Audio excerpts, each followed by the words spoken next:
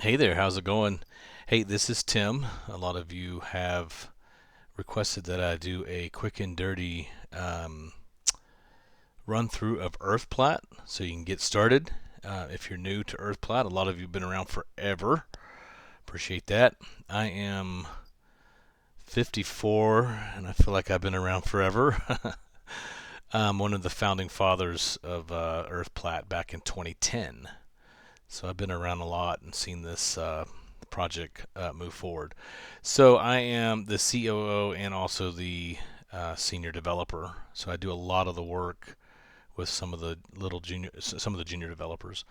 So anyway, I'm going to do a quick rundown of EarthPlat, and hopefully it helps some of you. And here, you go to earthplat.com.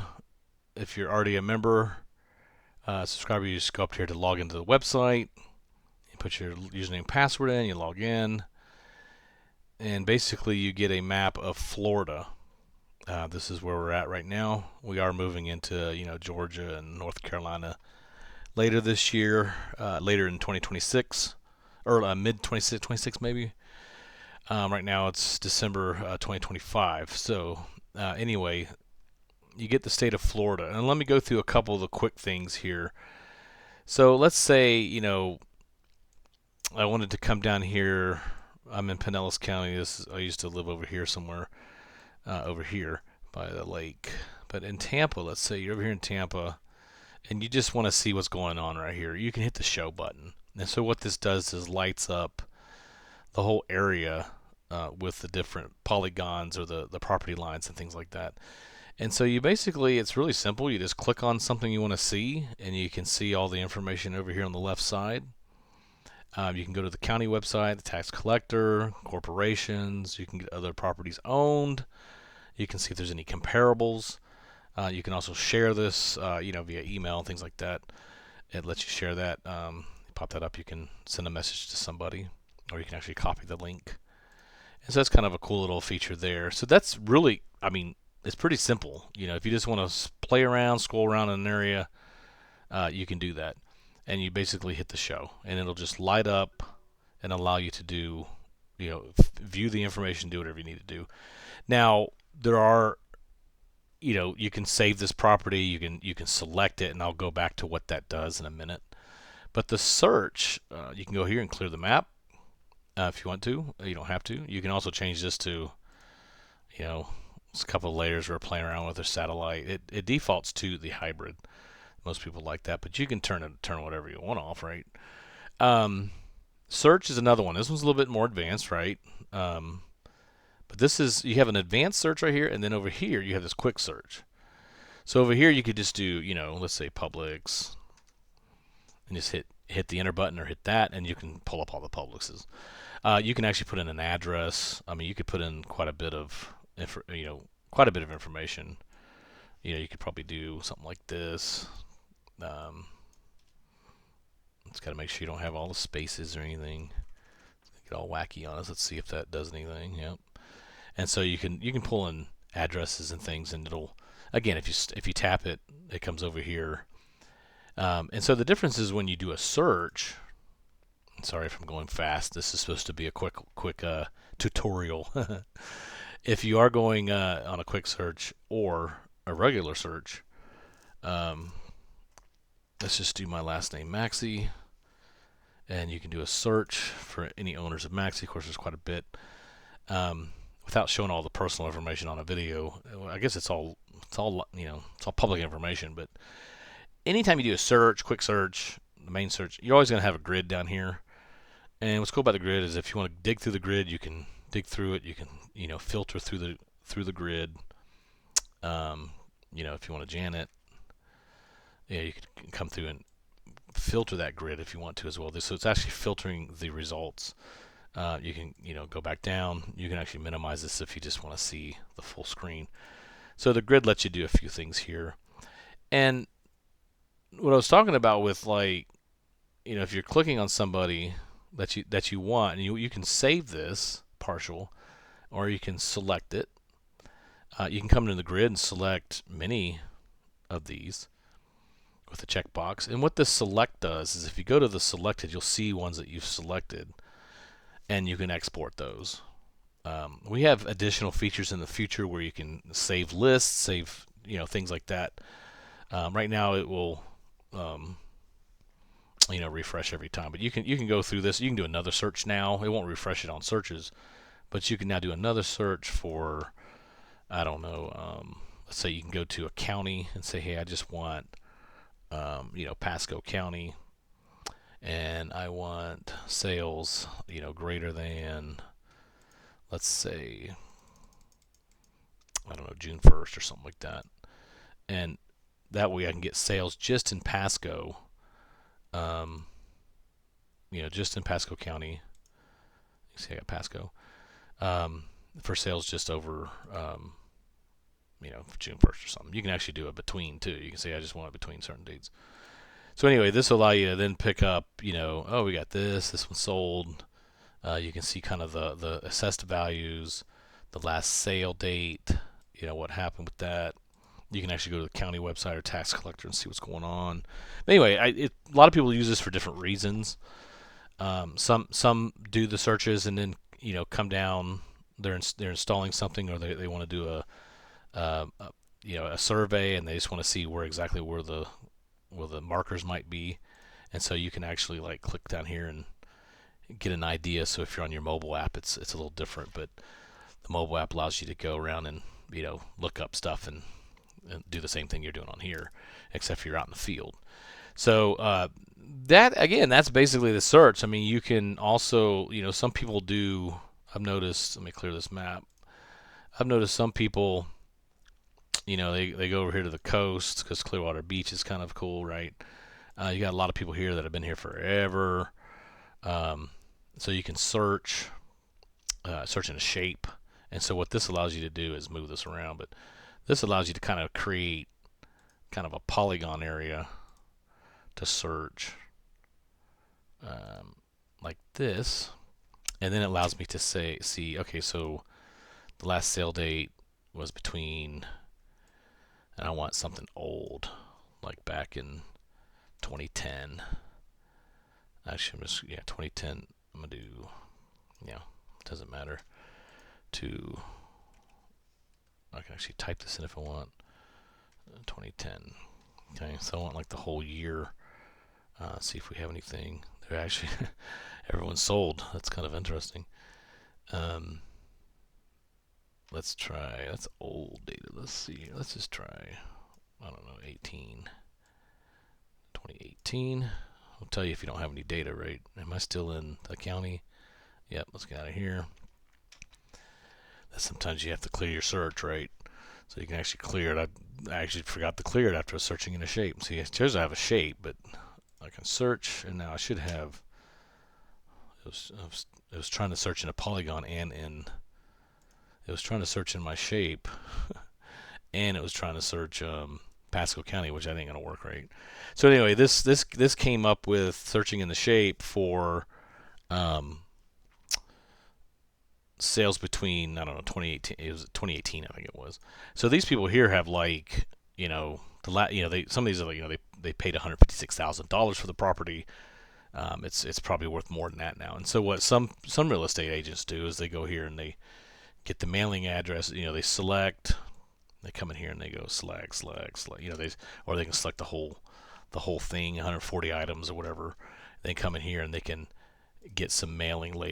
They get they export that grid, or they can export the whole selected. They create mailing labels for that, and they send a mailing out saying, hey, your house is worth $2 million now, whatever. So that's some of the things that I've seen happening over the years that people use that search and shape for. And again, you can clear this. Yes, I'm going to clear it. You can clear all the items, make sure everything's cleared, and that'll clear the search. That's one of the biggest things. That quote mistake I just made with the county being selected. And people will search and say, I'm not getting any results. It's like that's a big one there where people forget that they've had something checked. So if you want to start a new one, you just you can clear everything, and then come here to the property information. You can go total acres or greater than. So this is it should be something to play around with here on a search. Now, if you're down here, let's say you're down in Clearwater or something, and you show and you're like, I don't know, you're out on the field or you're here right now and you're like, this is a nice property. I'm going to go to it. You can save it. And you can put some notes and say this is a great property, blah blah blah, and you submit it, and it will show up under your saved properties here. We are working on a feature where you can export all this to CSV, so we've had some people wanting that. But this also lets you come back to these things and say, hey, oh, this is what I did. You can edit that partial with some notes. The mobile app that's going into the store later this month in December, it's actually allowing 5 photos if you're on the mobile app to insert. And so when you come back to the app, once that's live, you'll be able to see any photos that you've taken out in the field, things like that. So this also lets you say, well, I don't know what airport to, where's this at? And you like that, and you can look at it, and then you can say show, and it'll jump you to something you've already saved in the past. And so that's kind of what that works out. And then you can go like this again. You can go show, and you're like, oh, okay, this is why I saved it, and then you can share it or whatever you want to do with it. But that's kind of the idea with the save partials, especially on especially on the mobile app. People drop pins and they save them. They put notes. You can take pictures here in a few. A lot more data and opportunities to save things depending on what you're doing or what you're researching and things like that. So I'm probably not even giving you everything that can be done right here, but it allows you to delete this and clear this. People want things where they can delete the whole thing. But anyway, they got this. You can delete all your. I do not want to delete them all right now. You can delete all your selected parcels if you want, and things like that. So anyway, you come over here. So that's basically, if you're here and you're like, well, this is cool, I can drop a marker. That's what this is for right here. You basically drop the pen. It goes in the center of the screen. You're like, no, I wanted it over here in this cool little wood area. You can drag it wherever you want, and then you can put the notes, save the pen, and then it'll show up over here into the saved partials. So you can save a partial that's from a search or show, or you can just add your own.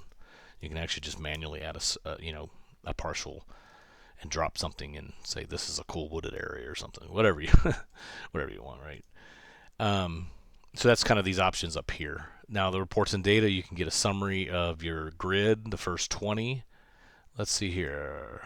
I'm just gonna do my name again, Maxi. Get over here. So if I were to do a for summary, this should give me somewhat of a summary of what I think it's the save partial, the first 20, yeah, save partial, but it'll give me something that looks like this and where that data. I don't know why we have 20 right now. That's what we've always had. We do have, you can comment on this and say, hey, I would like to be able to have this report or that report. If you want, that'd be great. It also has, you can export a slide. Basically, this is the same information that's over here. It allows you to just kind of get it from here. And then you get your count information. I don't think I have any billing information because I'm like I do trial ends 2027. Yeah, I do got that. You could cancel, update your subscription here. You got some documentation, things like that. So hopefully this helps. I mean, this is kind of like a really quick, rough view of this. You've got like some other things where if you're like, hey, I need to measure, what is this area here? You can do a ruler tool, and you can say, well, this is like, let's click here and go down to the street. Click. And I mean, it just tells you if you go over here, like if you see this, I'm kind of not stopping it, but if you go over here and you can see how many feet it is, how many miles, so you can just kind of just do whatever you want over here. And then you can just, you just cancel this if you want. You also have a kind of a poly area calculation where you can kind of like go to an area and say, well, how big was this area, right here. You can just kind of go like that. And then so it'll pretty much tell you, that's, it's 21 acres, how many feet it is and stuff like that. So you do have some of these little tools over here that are kind of nice. You also have, if available, I get a lot of stuff on the map, right? Get this out of the way. You also can pull your little, they don't have any, Street view right there. Interesting. Let's see another area. Let's get more populated. Google didn't go over there, huh? There's Google. So you can drop them down, kind of see areas too if you want to get kind of a close up of the area that you're looking at. This is Florida right here, but this is deep. So you can kind of look at homes. You can get out of this thing. Or actually go to full screen, things like that. So anyway, it'll let you close that out. You can just go back. So anyway, it's kind of a nice, some of these nice little features here. This lets you tilt. We don't default tilting the map because some reason the sometimes on newer properties or newer commercial construction, things like that, you can, if you're not tilted, you can actually see, you see the satellite and imagery, but then when you tilt it, it's like gone for some reason. So sometimes Google doesn't have the tilt, so we don't default the tilt, but you can tilt. But anyway, this is Google. We use Google Maps because it seems to be the most updated version of tiles, maps that we have for now. Florida's kind of an older place, so there's a lot of stuff updated pretty simply, but some of the newer stuff gets updated a lot quicker. Some of these other towns, like up in North Carolina, we've been working with, is just everything's new, so some of the maps are. But we noticed that the Apple Kit or Open App or some of these other ones that use open sourced mapping, they're just not as updated as quick. But anyway, I hope this helps a little bit with EarthPlat here and a little quick overview. But anyway, I will end now, and again, if you feel free to reach out, reach out through email. There's a contact us on the main page, things like that. If you have any questions, appreciate it. Thanks.